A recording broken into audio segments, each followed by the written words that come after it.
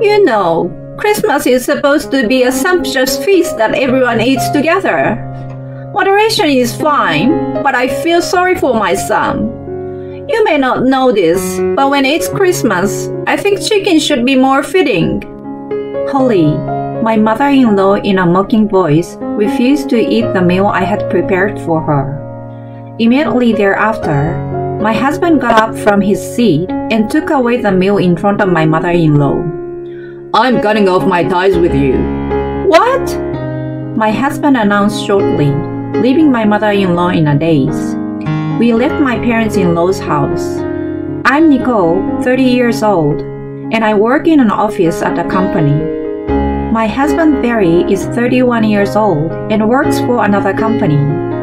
We have known each other since we were children. Barry's father is a corporate executive, and his mother is a housewife, but when he was a child, his mother was often away from home for certain reasons, so we often took care of him at home. Because of this, Barry was well liked by my parents before we started dating, and Barry was also very fond of my parents.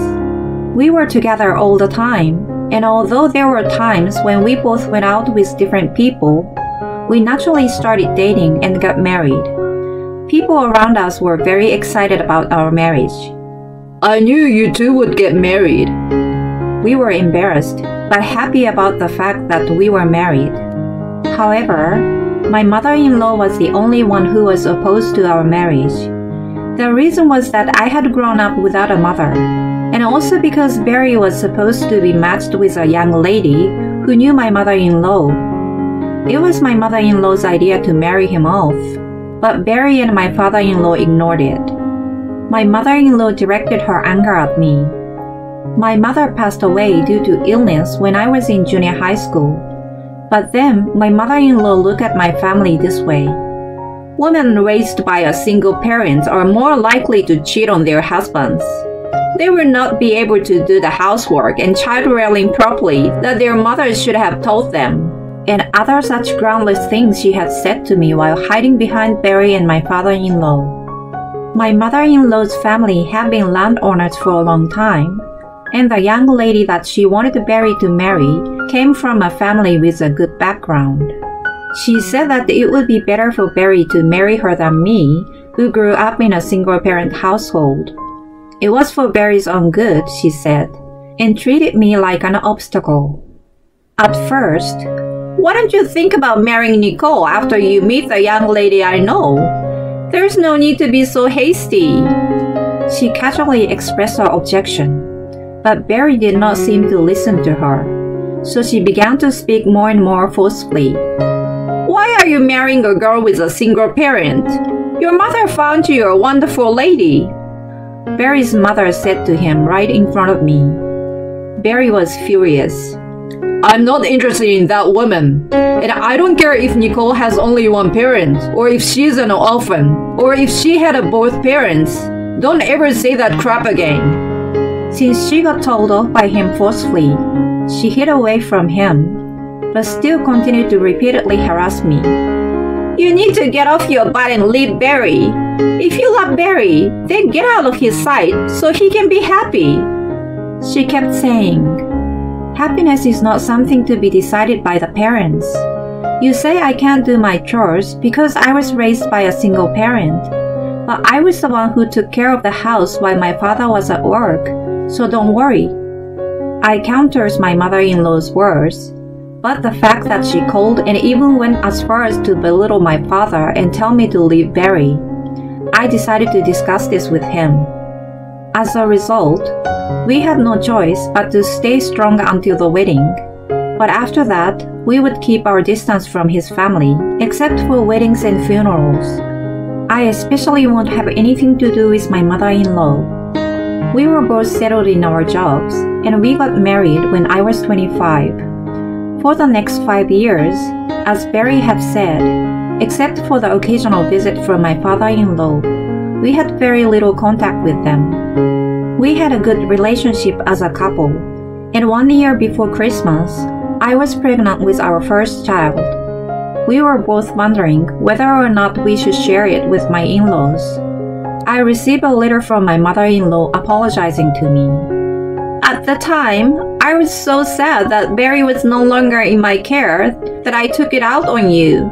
I couldn't apologize right away because I didn't know how I would look to you. I am so sorry. I was quite surprised at what my mother-in-law had written, but if she were really sorry for what she had done, I would tell Barry about it. And then, on Christmas Eve, we would decide to go to my in-laws' house and tell them about the pregnancy.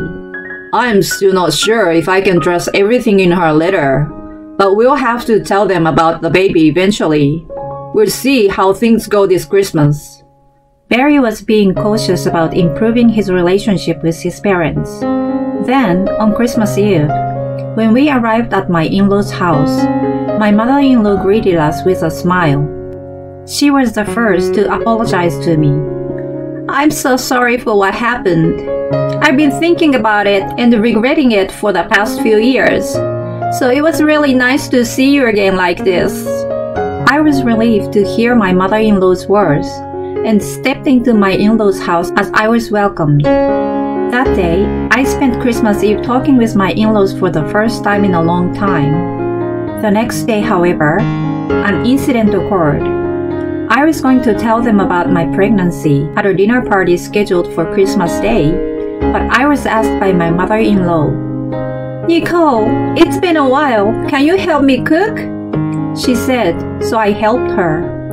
Although it's a dinner party, it was just my parents-in-law, my husband, and I enjoying a little luxury food and celebrating Christmas. However, my mother-in-law did not help me with the cooking. She left it to me because she said she's in a great hurry to go shopping and prepare for the dinner party. The menu had not even been decided yet, and it was only after 4 p.m. when she told me about it. I felt uncomfortable about it, but when I went to the supermarket, I found some large tacos which were on display, so I bought those. In fact, Barry and I both have fond childhood memories of eating tacos. When Barry would eat at our house, my mother would make these. It's fun and tasty when we all cook and eat together. She'd say, Barry would always remember this, even as an adult. Nicole's mother was always very attentive, so I really enjoyed eating at your house because she took care of me when I ate alone. I was able to forget how lonely I was, he told me, and I responded. It was really fun to eat tacos together, wasn't it? Thinking back on it now, it was also easy because all we had to do was prepare the ingredients. I laughed. And then the dinner party started, and I had just laid out the ingredients for the tacos on the table. My mother-in-law, who was watching me, opened her mouth and said, Oh, you're serving tacos on Christmas? Yes, well, you told me about what I was going to cook a little late. I can't cook anything elaborate, and besides, in our family, tacos hold a special meaning for us. Is that bad? You know, Christmas is supposed to be a big feast for everyone. Moderation is good, but this is not good for Barry. You may not know this, but Christmas is all about chicken. I couldn't hide my surprise at these words, and I looked at my mother-in-law's face. She was grinning and making fun of me. Then, Barry stood up and took my hand. Let's go home. I'm cutting off ties with her. What? Barry's words were followed by my mother-in-law and my boys. And then, my father-in-law Calvin spoke up. Holly, weren't you trying to improve your relationship with Nicole?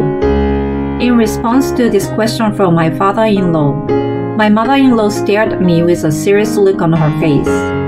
She began to answer in a voice that sounded as if she was really worried about Barry. I was going to, but this isn't going to work. You brainwashed Barry, and you're not fit to be our daughter-in-law after all.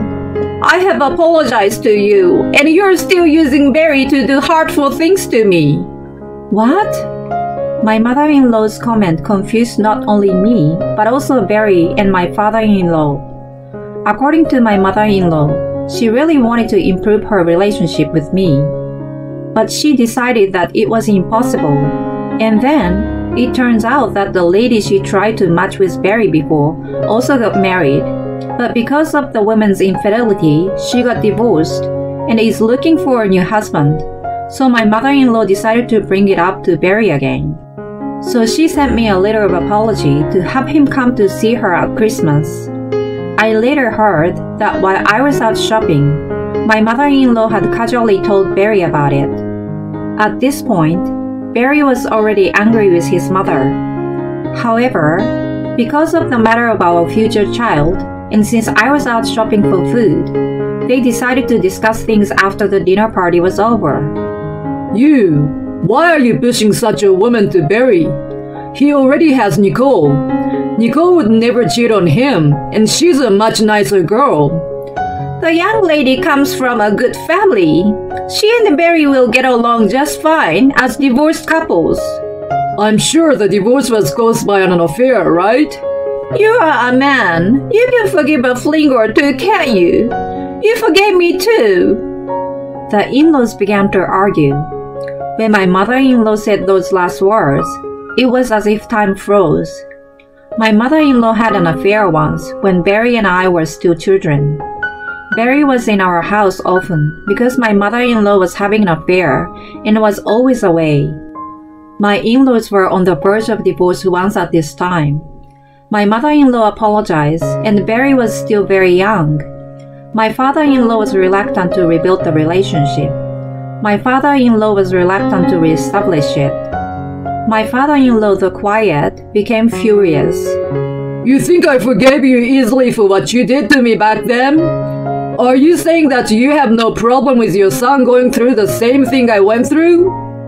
As expected, my mother-in-law was choking on her own foolish words. Holly, you have the nerve to say that I'm prone to cheating on my husband and to leave Barry because of your selfish prejudice of me being raised by a single parent, didn't you? You're from a good family, so why did you have an affair? Don't you think something's wrong with your attitude? Hearing my words, my mother-in-law became even more furious, saying I didn't know what I was talking about. And just when the mood of the place was getting bad, Barry spoke up. Did you ever think about how that must have felt at that moment? Or if I, who was only your child then, was feeling so lonely? You didn't think about all that, did you? At least, I would never marry a woman who would cheat on me, and I have no intention of leaving Nicole in the first place. I don't want to breathe the same air in this house with a woman like you. We are leaving. Barry's face was full of anger and contempt. I followed him, unable to speak. My mother-in-law tried to keep Barry back, but my father-in-law would have none of it. From inside the in-law's house, I could hear my mother-in-law frantically apologizing to my father-in-law. When we got home, I wish I could just tell Dad about the baby. But if he and Mom are going to be together, I don't want anything to do with it. I don't want Nicole involved either. I'm sorry you had to go through all this because of my parents. Barry lowered his head. You didn't do anything wrong, and you were just their child. You are innocent. I couldn't do anything but reply. Later that evening, as we were relaxing at home, Barry received a call from his mother. Barry seems to be arguing with her.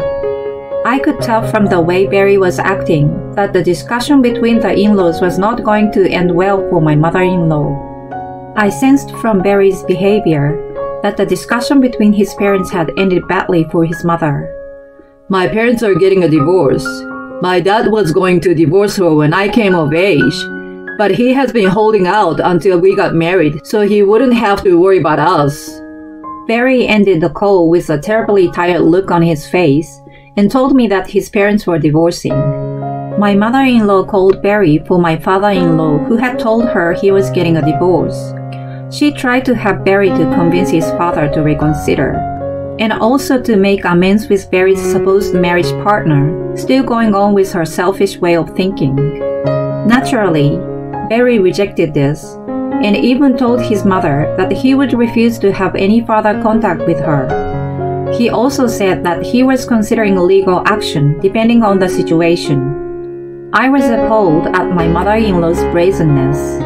Barry's condition, rather than mentioning it, I'm quite concerned about his and my father-in-law's mental state, and I just hope that they would be able to separate themselves from my mother-in-law as soon as possible. A few days later, we received a call from my father-in-law. We invited him to our house and had a discussion about the future. According to my father-in-law, his divorce from my mother-in-law was final, and that she was going back to her hometown for the time being. However, it was discovered that the lady and my mother-in-law had been pursuing the marriage proposal with Barry on their own. This led to a lot of criticism from the people around her, so she is expected to soon be kicked out of her house. And when that happens, she will turn to Barry for help. We could help her or we could ignore her. That would be up to our own judgment. Of course, Barry decided to ignore my mother-in-law. He even told me that if my father-in-law showed any kindness to her and continued to have anything to do with my mother-in-law, he would also cut his ties with my father-in-law. When my father-in-law heard this, he laughed out loud and said, "I don't have that kindness in me. I'm going to hire a lawyer so that I don't have to see her face ever again," he told Barry. "Barry will continue becoming a fine man, and you will be there for him. I've seen that, and now I'm thinking it might be a good idea to go back to the countryside and live a life of solitude. You are thinking of retreating to the country by yourself? That's not a good idea, Grandpa." Barry smiled at his father, who was a little sad. "I don't see why you two should be in any trouble. You two are getting along just fine, aren't you?" "Wait, Grandpa?" Barry's father, who seems puzzled by Barry's words, recognized the word grandpa and looked surprised. "I'm actually pregnant. Actually, I was talking to Barry about telling you at Christmas. I'm sorry it took so long to tell you." I bowed my head and laughed. My father-in-law looked as if he was about to burst into tears. He asked Barry if it was really true, and then turned to me and kept saying, Thank you. And he was happy to hear that. In the days since Christmas, my father-in-law had been emotionally drained due to my mother-in-law, so I was so glad to be able to report this to him. After talking a bit with Barry, it seems that sharing this news helped him come out of his exhausted state, and he started sanctioning my mother-in-law in a number of ways. First, in order to rebuild things, he meditated on that time when she was cheating on him, demanded restitution for the use of their savings, and asked me to submit and disclose to my mother-in-law's family her bullying and verbal abuse towards me. As for that, I have given my consent, so I provided my father-in-law with a recording of what she said before my marriage and during this Christmas that I had kept in case. Upon hearing this, my mother-in-law's family members became even more critical of her. My mother-in-law, who had nowhere else to turn but her parents' home, began to spend her days under cold stares. Only once did my mother-in-law contact Barry. "I don't consider you my mother anymore. I don't even want you in my life anymore. I'm talking to my lawyer, so any communication with me will have to go through him. I will no longer accept direct contact from you." He hung up the phone and blocked incoming calls from her. And of course, my in-laws divorced.